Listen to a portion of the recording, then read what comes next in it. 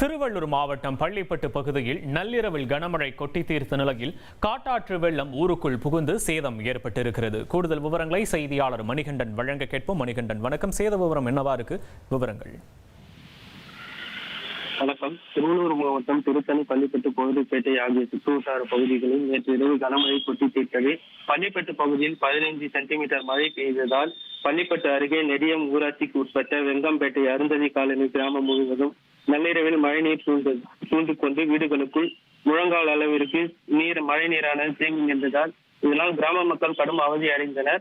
வீடுகளை சுற்றி வெள்ளம் நீர் வீடுகளை விட்டு வெளியேற முடியாமல் பொதுமக்கள் அவதி அடைந்து வந்தனர்.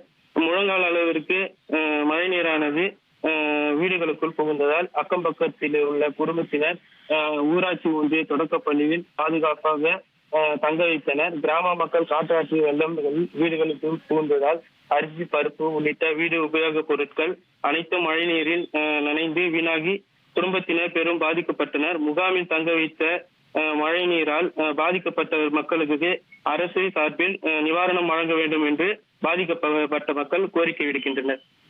விவரங்களுக்கு நன்றி மணிகண்டன்.